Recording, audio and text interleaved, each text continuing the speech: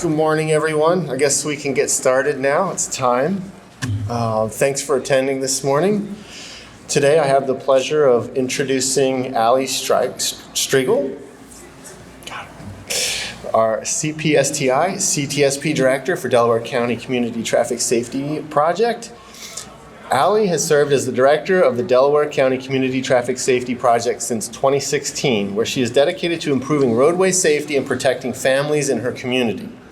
She holds a degree from Newman University and has over 9 years of experience as a certified child passenger safety technician, along with 6 years as a certified instructor. Ally combines her expertise in traffic safety with a strong background in event planning and sales, allowing her to effectively lead community initiatives, educational programs, and outreach efforts. Her passion lies in saving lives on and around the road through education, advocacy, and hands-on support. Outside of her professional work, Ally is a proud mother of 3 boys and is committed to giving them an adventurous, fun, and meaningful life. And with that, I will introduce Ally.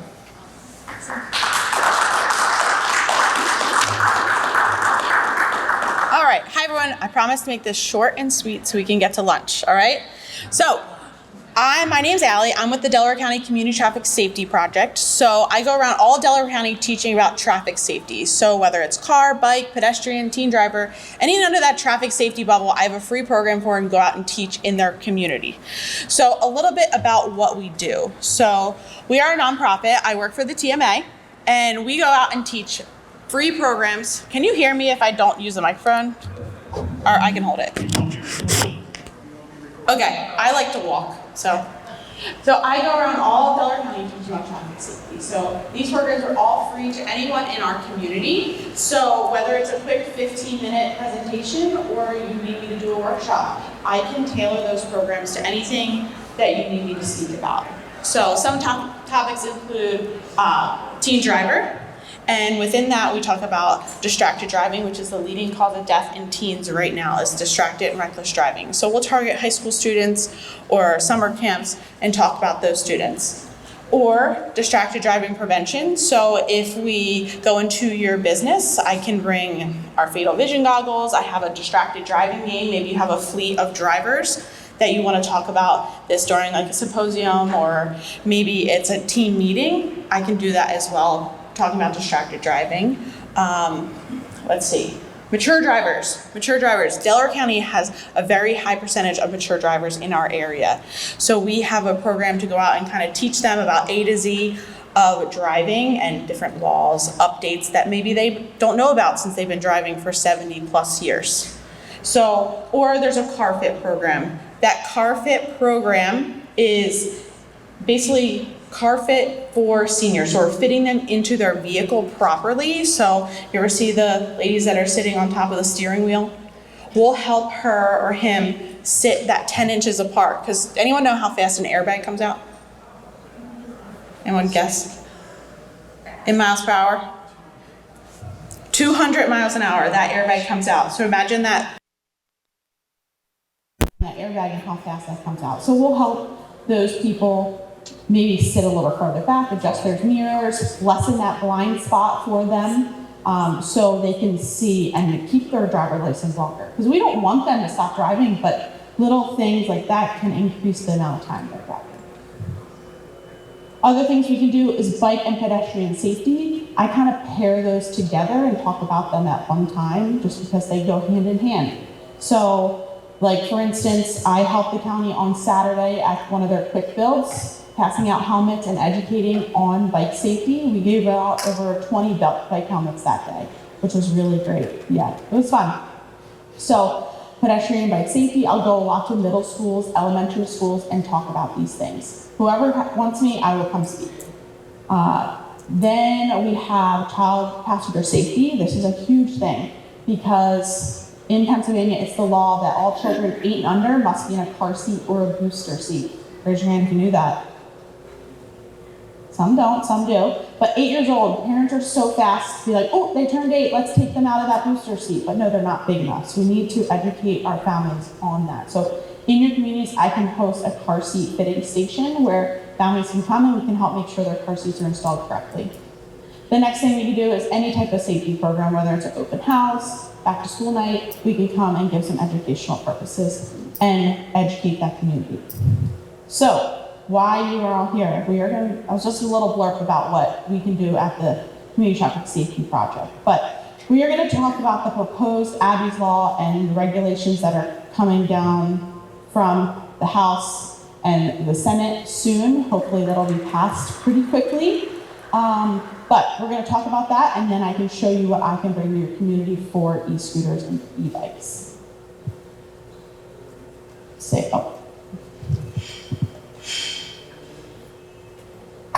Scooters come to your town yet? Around the world, they're a cheap, quick, and fun way to get around. Maybe a little too fun for some people. As Stephen Fabian explains, plenty of trips to the ER and worse are being blamed on e-scooters. They fly down the street at speeds sometimes in excess of 50 miles per hour. They run red lights and can be a source of chaos on crowded city streets. Whoa! Watch what happens to this woman as she tries to exit a bus. She's mowed down by a guy on an electric scooter. She returned here to her husband's hometown. Earlier this month, actress Lisa Baines, best known for playing Ben Affleck's mother-in-law in the movie Gone Girl, was killed while crossing Amsterdam Avenue on New York's Upper West Side. A scooter ran a red light and smashed into the actress. It happened right here. Police say the suspect fled the scene and remains at large. Here's Les Trent. Many critics say e-scooters like this are becoming a dangerous nuisance on congested streets across the nation. So how much havoc are they causing? To find out, we hit the streets of New York City to see for ourselves. In a matter of minutes, we saw scooters blowing through red lights. You just ran right through a red light. Huh? You just went right through a red light. That's fine. We watched as electric scooters bobbed and weaved in and out of traffic. I almost got killed twice. Susan Dressner says she's scared to walk down the street. You have the electric bikes, you have scooters, and they're going on the sidewalks now. You're not supposed to be on the sidewalk. If they run into me, I'm a goner. The injuries can be catastrophic. Ankle fractures, hip fractures, shoulders, the bone here, the humerus, skull fractures. We've had neck injuries. Dr. Daniel Murphy runs the emergency room at St. Barnabas Hospital in New York. Just drive around here and it is a free-for-all. And it's not just city streets. It's happening all across the country with knuckleheads like this riding scooters down crowded highways. Bro, what are you doing? Bro, what are you doing? There's now a call to stiffen the legal penalty for scooter drivers who hit pedestrians and then flee the scene. So that little blurb was from Assistant District Attorney Nate Boob. He could not be here today. So I'm kind of doing 3 different people's roles today. So this was slides from him. So this is our current PA law and about e-scooters. So right now, there's a little, very wordy, but this is our law right now. So right now, e-scooters are not allowed on our roadways, on our sidewalks. So what are we seeing? Scooters on our roadways and sidewalks. So how can we help do that and kind of make it safer? Because they're not gonna go away. These e-scooters are not going away. Parents are still buying them for their kids. So what Senator Kearney is working on now is our proposed Abby's Law. So these are what is proposed and hopefully soon will be passed, maybe hopefully by June. Is kind of what I was inkling at.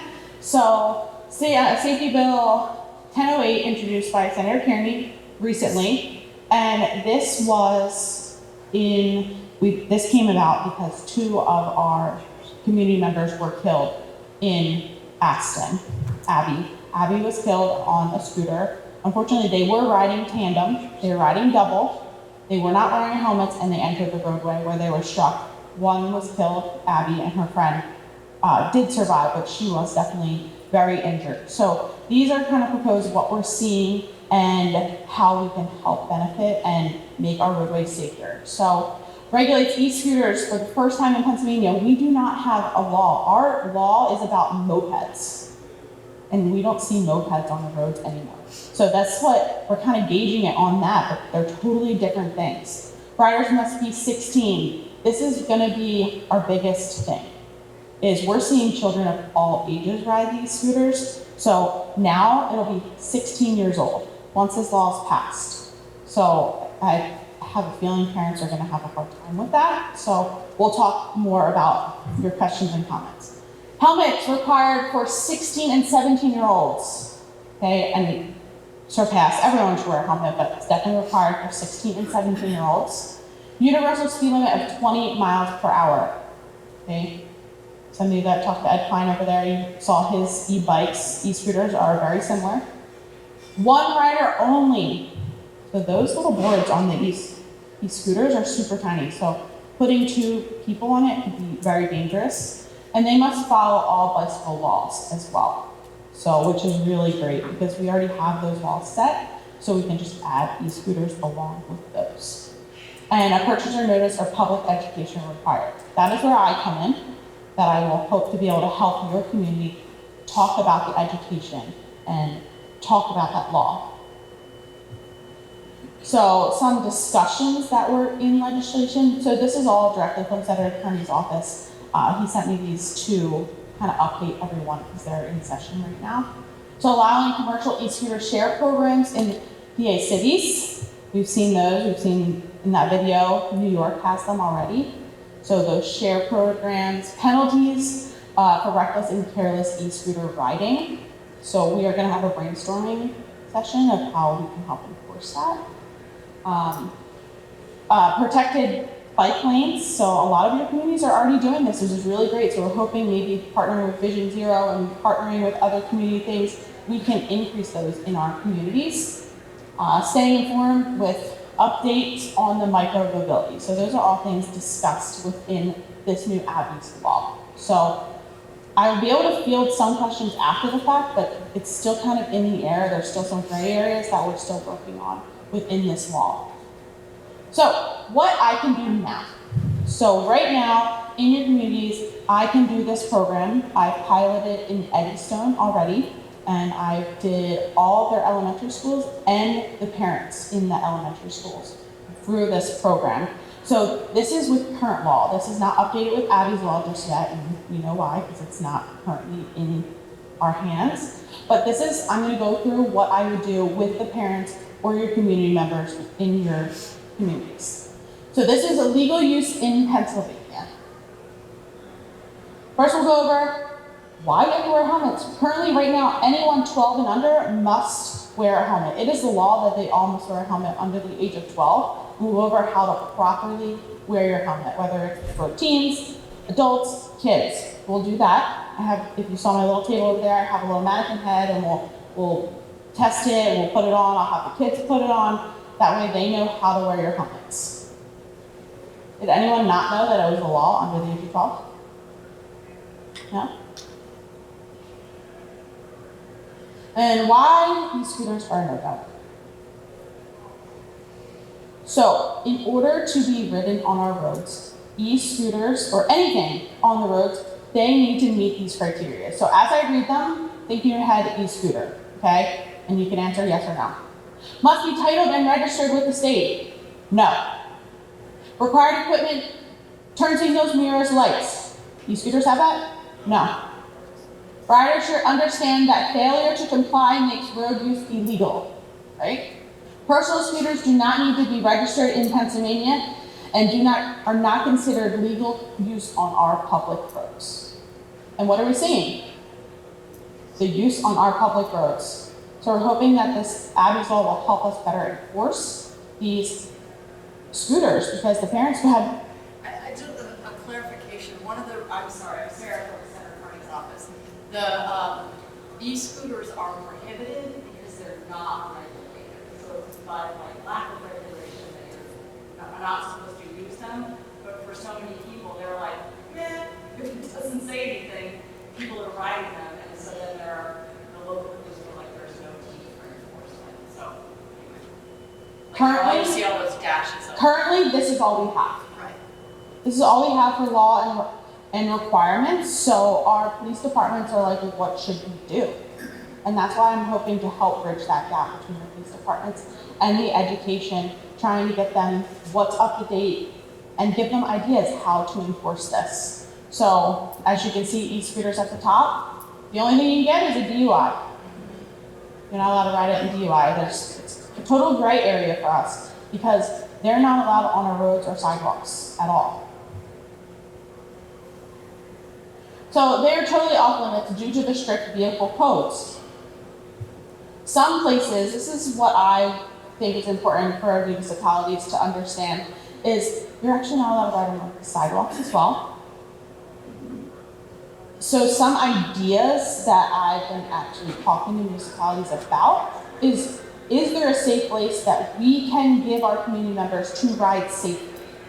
So think in your mind, your community, is there a park, is there a trail that we can designate it as this is a safe riding place for those kids under 16 that aren't allowed to ride on our roads, right? Can we come up with a thing? I just saw, yes, it was a TikTok, but in Doylestown they have a bike park where there's stop signs and there's different crosswalks where they can safely ride around. I think they call it a traffic garden, right? So I am talking to my friends in Montgomery County who do them to see if we can bring them here. So I think that's fun. There's lots of old parks and basketball courts that we can convert into those traffic gardens. But that's another logistic thing with the municipalities. Do they have to sign a waiver to ride their bikes, or are you just letting them ride their bikes on there if they're wearing a helmet, things like that. So maybe private property or community options for those scooters, because they're going to keep riding them. No matter what law we put in place, no matter how much we enforce it, the parents are going to keep buying these scooters for the kids and they're going to keep riding them. So let's come up with a place they can ride safely. So on Saturday, when Kathy and I and Lou were at the Quick Build, we gave these two kids on scooters helmets. We saw them coming. I basically almost tackled them to give them helmets, right? They were riding up and down the hill as fast as possible. No helmets. So I'm like, hey, come over here. Gave them both helmets. 20 minutes later, Lou, were they wearing helmets? No. Took them off. They didn't care. Still riding back and forth. I feel like they were taunting me at that point. Because every time I would be like, hey, where's your helmet? So they just don't want to wear them. So we need to make sure that the parents, I think that's where it's going to start, is those parents need to enforce this. And then the parents need to be held accountable if their child is found not wearing a helmet or riding appropriately. And that's what we'll brainstorm with ideas of how we can help our police do this. So I know it's kind of short, but there's more coming. There's more coming to e-scooters. So right now, you are not allowed to ride them. They're not regulated, can't put them on our roads, only ride them on public property. So how can we help? How can we help make sure our kids are safe and not getting hurt on these e-scooters, even adults riding them? Here's a little stat. So look at 2024. How many children younger than 14 were injured on e-scooters? Right? It just keeps climbing. And every Christmas, it just gets more and more because these kids are getting them as gifts and just riding wherever they want. There's some resources, so stay informed as these laws come into play. I will keep everyone updated, and I'm sure Senator Carney's office will update. I will update all my information. That way, when it is the law, I can come help you inform your community members. I have no problem doing, that's my job, to inform and educate the communities on how to be safe. All right? We are going to, and Sean's gonna help us. We're gonna do like an interactive brainstorming questions session. So right off the bat, what comes to your mind? What you're like, that's never gonna work, or I have a question on that. And then if I don't have the answers, I will find them for you and get you that information. Anyone? Okay, cool. Police enforcement. Yeah. So how are our police departments going to enforce this craziness, right? I've heard some are actually like giving them an incentive to ride safely. So I think it was Haverford is giving them coupons for cookies or cupcakes if they're wearing their helmet. So an incentive for good behavior, not tracking them down for the bad behavior, because it's hard to chase the kid on a scooter and then you open up liability of like what happens if the kid gets hurt while you're chasing them in your car. So incentivizing those kids wearing the correct safety features to then encourage it. Has anyone seen anything else or talked about it in your community? When I was a kid, I may have been sheltered growing up in Swarthmore, but the Swarthmore police did a really good job of getting the kids to the Borough Hall to do their bike test.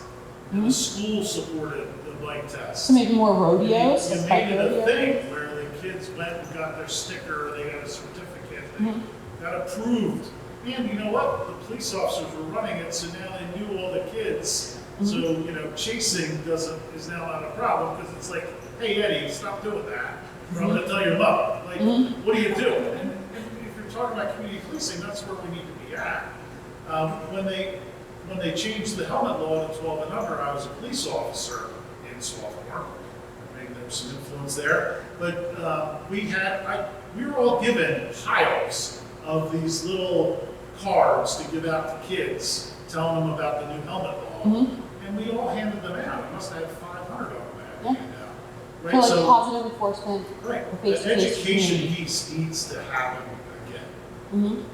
Now, one thing that comes to my mind when you say that is bike rodeos. So we can put on a bike rodeo or scooter rodeo. We don't have to call it bike rodeo. We call it multimodal rodeo, whatever you want to call it. And the kids leave a certificate saying, I went through this course and I safely know how to ride my scooter. And then we can go from there. I don't know, just some brainstorming things that are popping into my mind. In the back. What could we do about, because some of them drive very reckless in the traffic, and them things go pretty fast. 20 mile an hour on that scooter is fast. 20 miles an hour, and they be trying to beat the traffic. Right. All that kind of stuff. I mean, how can we get control of that? Right now, they're not allowed on the roads at all, so then that could be enforced. But once the law is in place, they can be ticketed for reckless driving, reckless engagement. If they're over the age of 16, is when they're going to be allowed to ride these things. Hopefully, a 12-year-old's not doing that, but I know they are doing that, which is scary. Anyone else? Kathy? Yeah, I think our police officers should have bike helmets in their vehicles. Like same thing with cars. Yeah, you see a kid without a bike helmet, hey. Maybe that's something we can talk to our police traffic service grants. Like I know Havertown, Upper Darby, and Upland have it, and they can maybe write that into the grant to maybe supply some bike helmets. I mean, I have a plethora of bike helmets, but I can't get everyone, right? So bike helmet stuff. I'm just writing this all down, so that way when I get questions or come back on municipalities or like, what can we do? I can have an idea. Someone else has a question. Okay. Yeah, so my hardest part is that my youngest is a 12-year-old. You know, all of his friends have like the e-scooters and the e-bikes and all that kind of stuff. But anyway, it's one of those like, they're going to just continue to keep on those families. So like, even with these like rodeos and stuff, I think like somehow, I don't know if you can or you can't, but somehow you gotta like see if you can like get into this like a school type moment and bring like the parents in. Yeah, so it's hard. In Eddystone, we partner with a Title I meeting where the parents had to be there, and they still never showed up.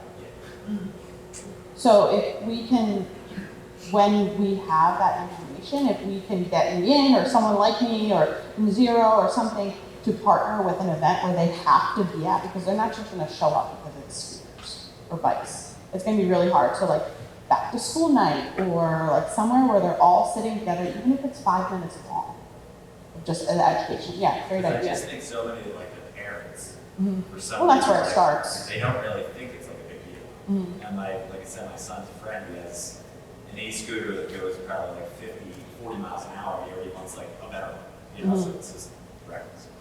I think partnering with the schools is another option, but it's really hard to get into the schools, like you have to find a champion. Right. In each. That'll like push for you to be in there. That will push for you to. And I do have my hand in a lot of them, but there's a handful that I don't, that just, like the other day, I've been hounding them for months, and they're like, oh, can we schedule something? It's met. I'm like, no, I'm booked, sorry. So like maybe in the curriculum, which I know we talked about that briefly in the other roundtable we had, like curriculum of education in with the e-scooters and e-bikes. Good question, Jack. Yeah, go ahead. This one maybe out of left field, but what about, I mean, I have a 12-year-old, 14-year-old boy as well, so the education piece never seems to hit with them.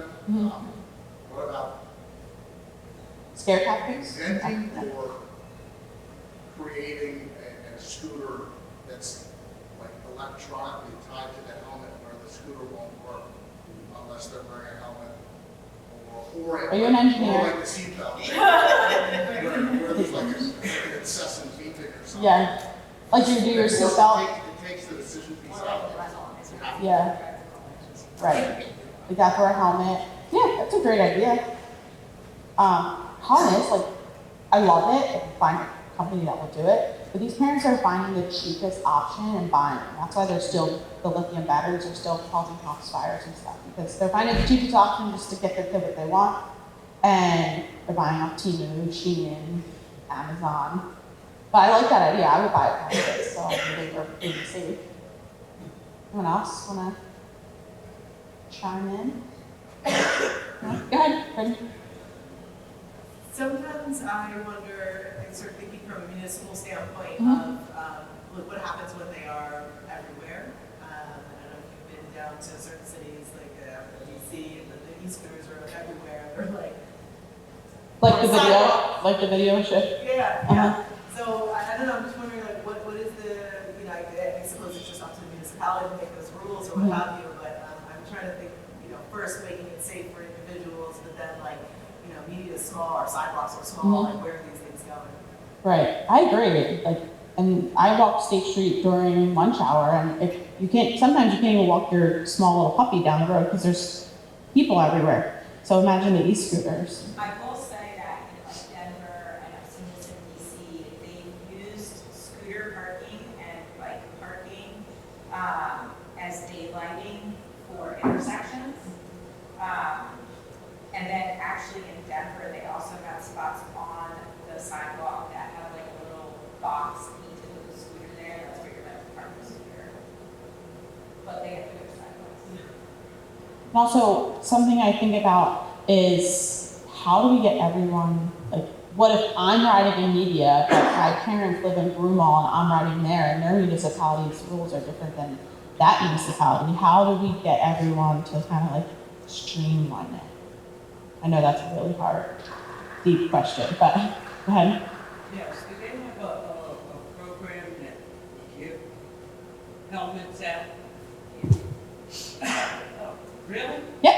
On Saturday, we gave out, Allie gave out like 20 helmets. If I would have brought more, I probably would have given out. Do we know how we can get in touch with someone? Sure. Okay. I'll meet you after, okay? Any other questions? We're gonna play a game. All right? So this is what I would do coming to your municipality or community group is I want to get them engaged, have fun. So we're gonna play Kahoot. So if you could take your phones out.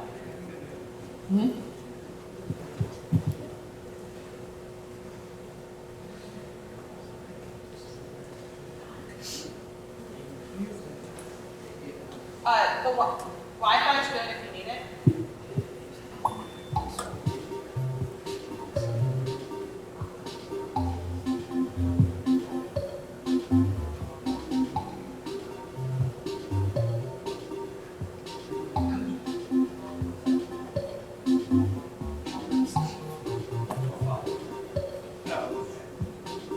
Has anyone ever played Kahoot before? It's fun. I do this with my teen driver programs to kind of test them on their knowledge.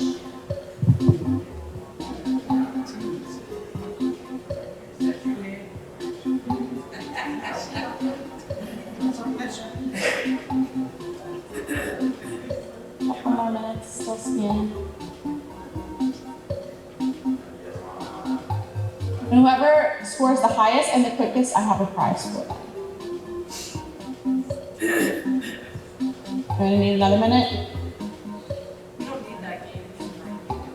No, because you scanned it. That's if you log in on Kahoot.com. You're in, I saw your name.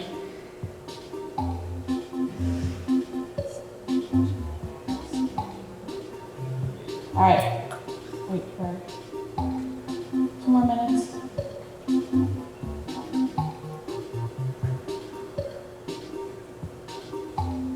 All right, here we go.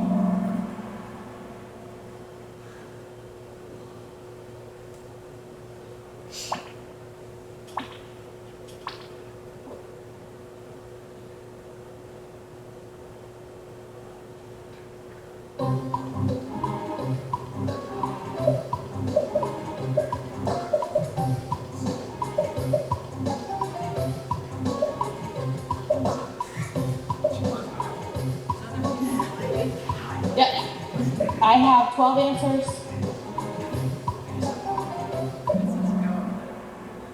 Private property is the only place right now that you can ride your e-scooters. Right.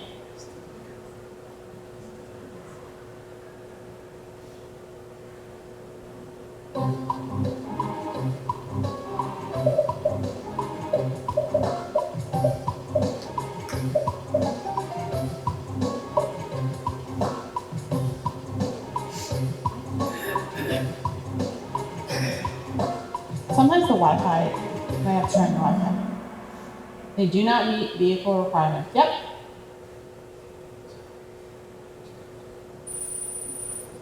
Ooh, Mike again.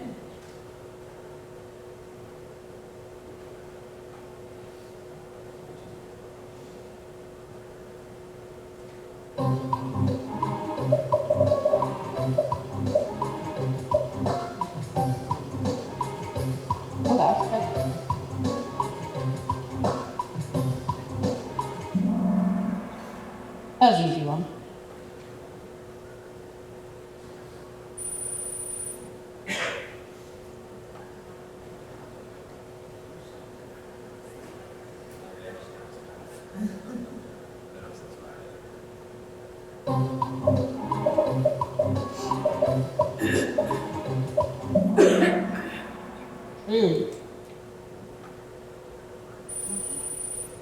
Ooh, Connor moving up on the leaderboard.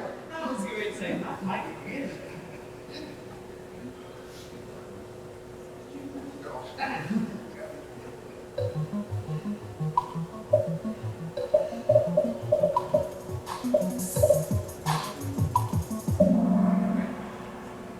Thanks. Sit down. Couple more.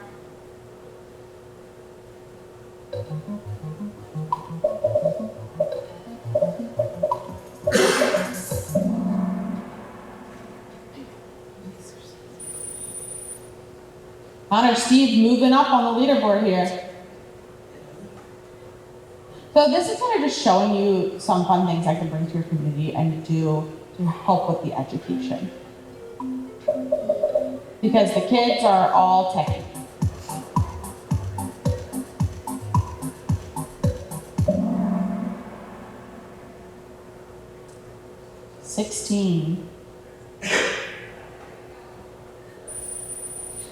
Ooh, Britt. Almost done.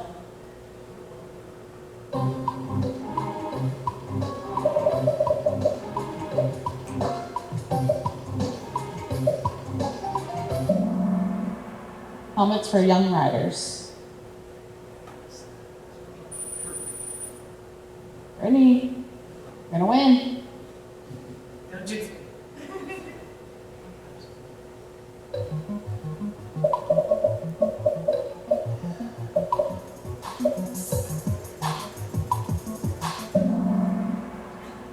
"20 miles an hour," which is still pretty fast. Ooh, Dan.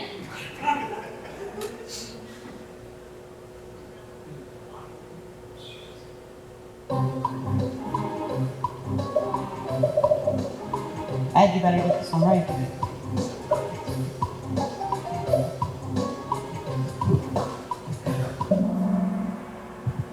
20 miles an hour.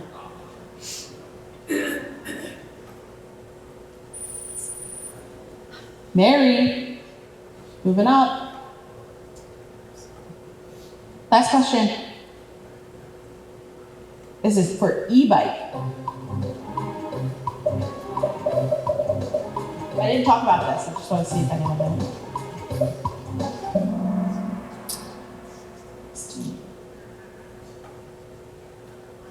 See you on.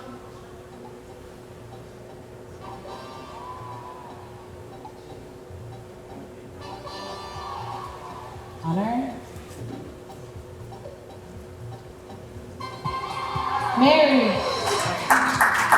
Where's Mary? Mary, get the prize. All right, everyone. That is Stacey. You're welcome. I hope that kind of sheds some light on what's coming. Hopefully by summer we can start enforcing and creating safer roads for these e-bikes, e-scooters. In the summer, we're going to see an influx. It's going to go high, and hopefully we'll be able to help kind of mitigate, keep those crashes down. Maybe we're educating our cars about e-scooters as well. So, anyone have any questions for me? It's time for lunch. Any questions? No? All right. Well, I'll be up here if you think of anything. I think it's almost lunchtime. All right. Thank you.